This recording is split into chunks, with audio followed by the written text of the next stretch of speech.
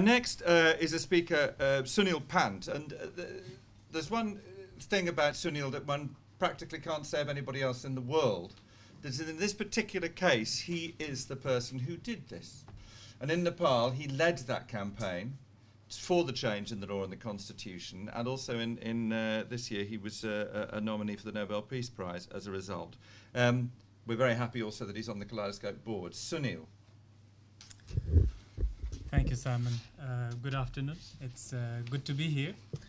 I support previous colleagues Jessica and Elizabeth, whatever they said, strongly, and add few of my thoughts.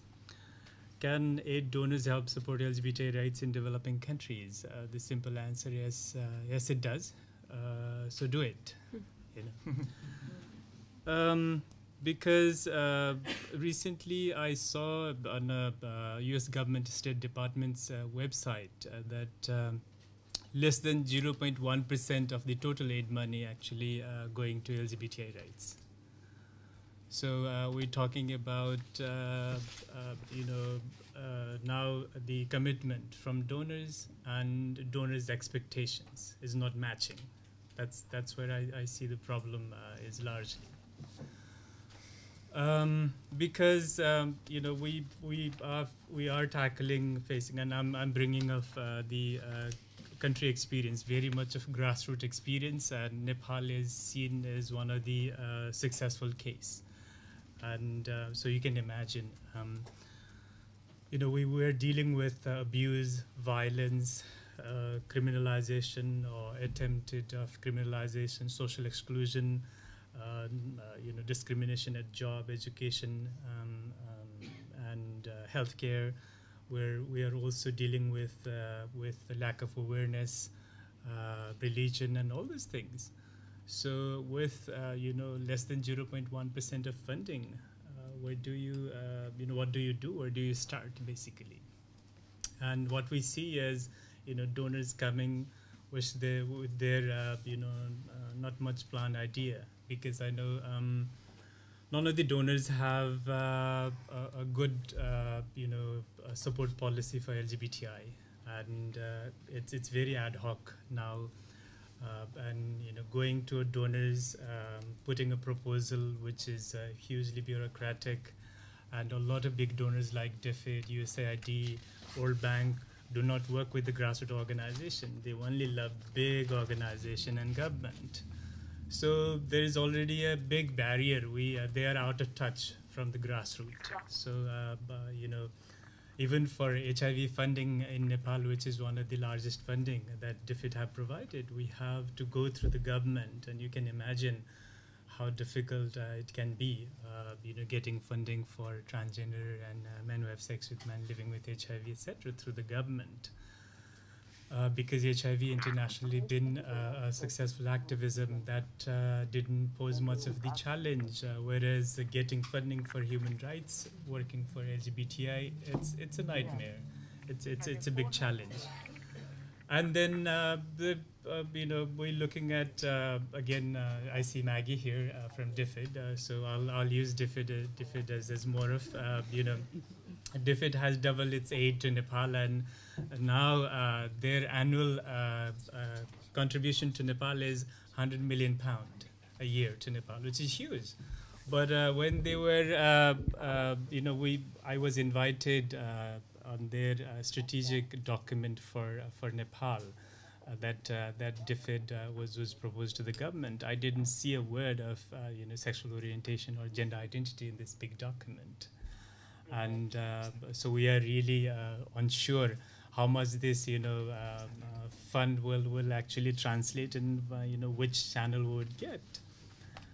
I must say I have been working with NORAD and the Norwegian government. They are a little more pragmatic than compared to other donors. At least they have some programs, they have policies, and they have sort out and picked up which countries they want to work.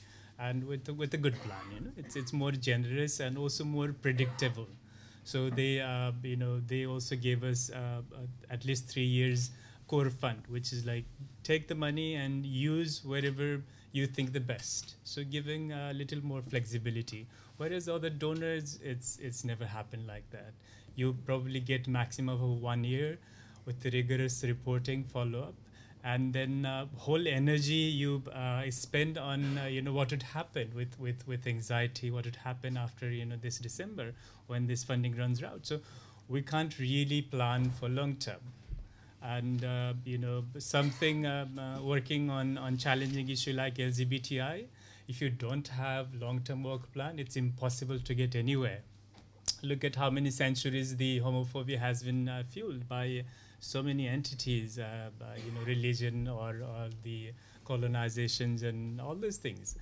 And the donors like giving tokenistic money, and in 6 months they want results. Same-sex marriage, have it. Otherwise, you have a conditionality, you won't fund it. How would that work? So I think the commitment and the expectation is not matching. That's a big problem that the donor agency has to look at themselves first. How Nepal had been successful, multiple things we tried, and it's raising awareness, it's creating visibility, it's tackling the laws, policies, tackling human rights violations, but it's more of like a grassroots organization that led the movement, and then we did not allow donors to dictate. We only worked with those donors who were accepting what we thought was possible and practical for our country. So we even did not pursue much of the donors who wanted to impose their own ideas. So we said no, we can't work like that. So I think that's probably one of the things the donors has to realize and respect as well. And that's how I think Nepal had become a first country to legalize their gender. We have break the binary gender system. In 2007, we took the government to the court, and the court established, which is already traditionally existing, culturally accepted, forms of genders. So court established 3 genders, legalize it.